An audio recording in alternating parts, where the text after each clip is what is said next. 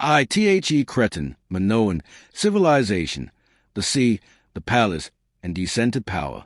Ladies and gentlemen, if we wish to understand beginnings of the ancient Greek world, we must first turn our gaze not toward the mainland, but toward the sea, toward Crete. For the Cretan civilization, conventionally known in modern scholarship as a Minoan civilization, represents the first highly organized society of Greek history, yet at the same time, it is a one that differs most radically from what we later recognize as classical Greece. Existing roughly between 1300 and 1450 BCE, the Minoan world was, in essence, a maritime civilization thalassocracy. Its economy, trade networks, political influence, and cultural reach were grounded not in territorial conquest, but in seaborne connections extending across the Aegean, the eastern Mediterranean, and even as far as Egypt. To understand Minoan Crete, therefore, is to grasp a form of political and social organization that preceded and fundamentally differed from the later city-state, polis, model of Greek history. The political structure of Crete cannot be described in conventional terms as a kingdom or an empire. The palace complexes of Knossos, Phaistos, Malia, and Zakros were not military fortresses. Rather, they functioned as economic, religious, and administrative hubs. The absence of defensive walls around these palaces is not accidental. In the Minoan world, security derived not from standing armies or fortifications, but from command of the sea. This represents a logic entirely distinct from the later Greek triad of polis, army, and citizen. Another defining feature of Minoan society is its centralized yet non-despotic character. The palaces served as centers where agricultural products were collected, redistributed, and meticulously recorded. The script known as Linear A, which remains undeciphered, was used primarily for economic and administrative purposes. This suggests that power in Minoan Crete rested less on ideological coercion or overt violence than on logistical coordination and regulatory capacity. From a religious perspective, the Minoan world occupies a unique position within Greek cultural history. Goddess-centered cults, emphasizing fertility, nature, and cyclical renewal, dominate the religious landscape. The bull motif, the labories, double-headed acts, and ritual dance form the symbolic core of Minoan spirituality. What is crucial to note here is that Minoan religion lacks a fully developed anthropomorphic and hierarchical pantheon. Rather than serving as precursor to the later Zeus-centered Olympian order, Minoan religion represents an alternative cosmological foundation, one that was never fully absorbed into classical Greek theology. Minoan artistic and aesthetic expression mirrors this worldview. Frescoes from Crete depict neither warfare nor conquest nor scenes of domination. Instead, they celebrate movement, natural vitality, fluidity, and rhythm. The human body is idealized, yet not in the service of heroic violence or martial glory. In this sense, Minoan culture stands in stark contrast to the agonistic, competitive, and conflict-driven ethos that would later come to characterize Greek society. Around the mid-15th century BCE, the Minoan world entered a period of profound disruption, one that would ultimately bring an end to its distinctive political and cultural order. Yet it is essential, particularly in an academic context, to resist the temptation of explaining this collapse through a single, dramatic event. What we observe instead is convergence of structural stresses and historical contingencies unfolding over several generations.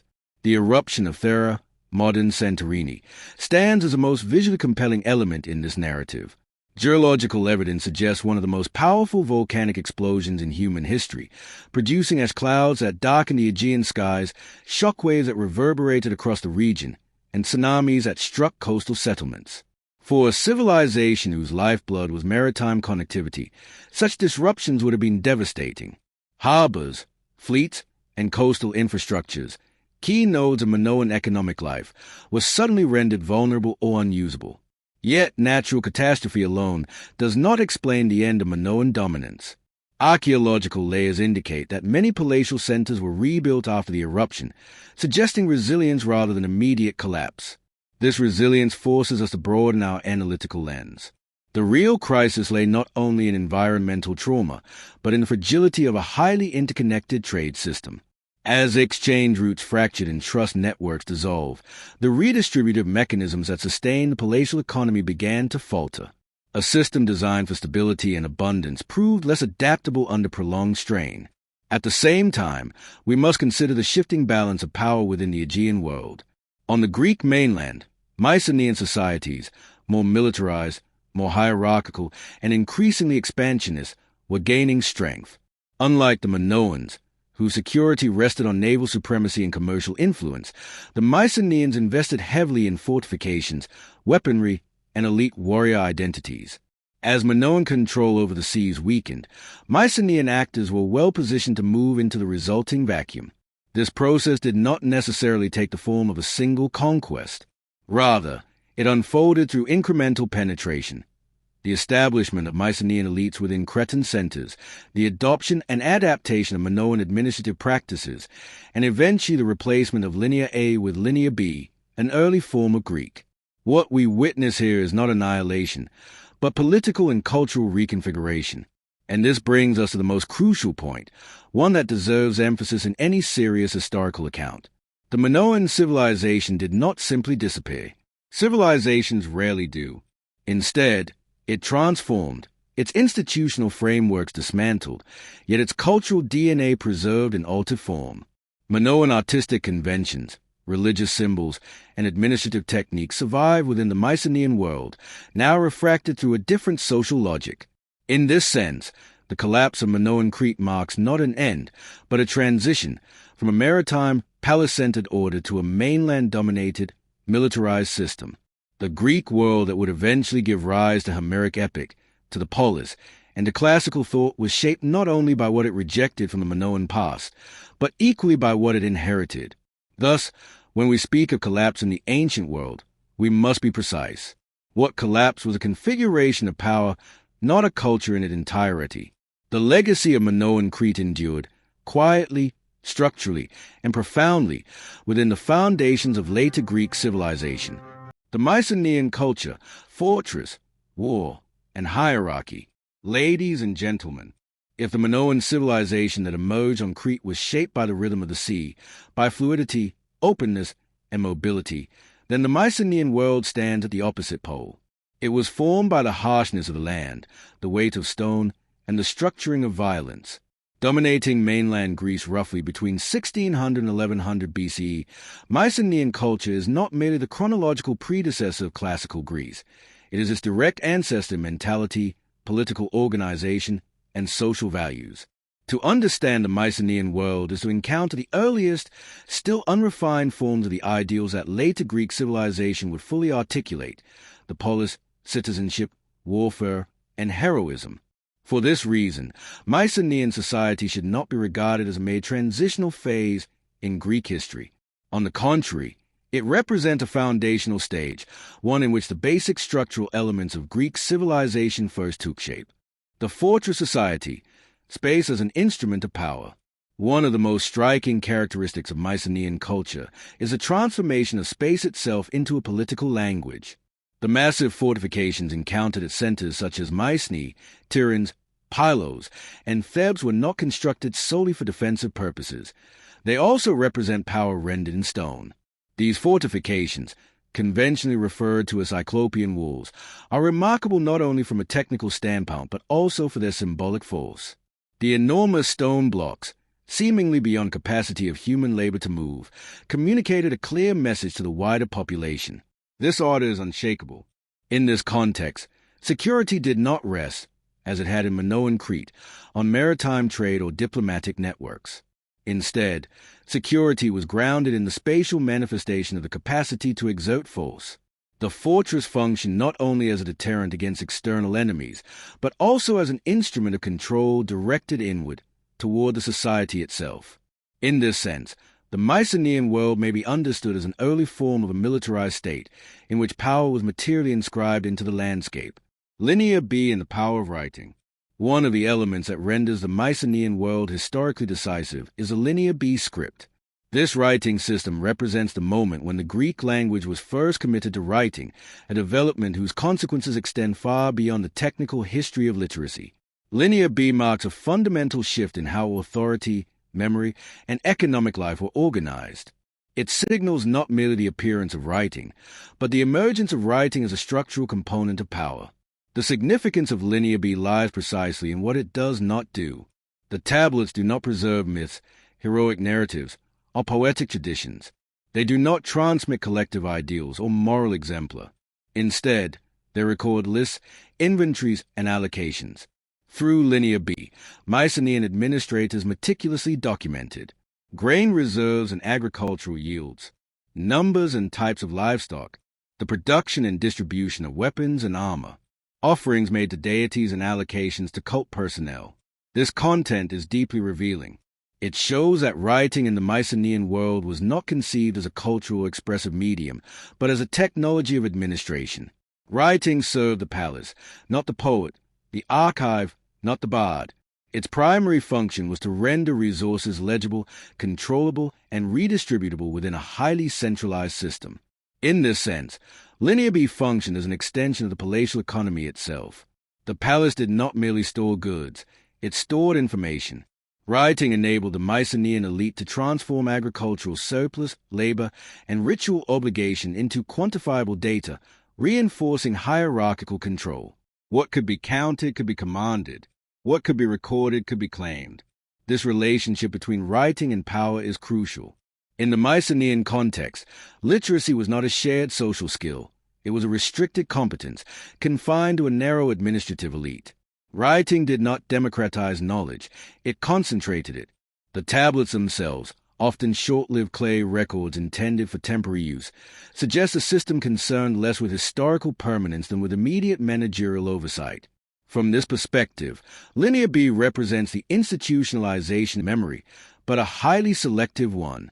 It preserved what mattered to the palace: production, obligation, and control. What it excluded: myth, emotion, individual voice, would later find expression in the oral tradition, most famously in the Homeric epics. The sharp contrast between the bureaucratic dryness of Linear B tablets and the richness of later Greek poetry highlights a fundamental division between administrative memory and cultural memory. This also explains why the collapse of the Mycenaean palatial system around 1200 BCE led to the disappearance of writing itself. When the institutions that required bureaucratic record-keeping vanished, writing lost its function and was abandoned. The subsequent centuries of oral culture were not a regression in intelligence, but a reorientation of memory away from administration and toward performance. In this respect, Linear B makes one point unmistakably clear: the earliest function of writing in the Greek world was not aesthetic, philosophical, or narrative, but bureaucratic. Writing entered Greek history not as a vehicle of creativity, but as a tool of governance. Only much later, with the adoption of the alphabet in the Archaic period, would writing be reclaimed as a medium for poetry, law, and reflection. Thus, Linear B stands as a powerful reminder that writing, in its earliest Greek manifestation, was inseparable from hierarchy, control, and the practical demands of rule. It was not the voice of society as a whole, but the silent script of authority. Economy, a system of redistribution interwoven with war. The Mycenaean economy was built upon the palace-centered redistributive model inherited from Minoan Crete.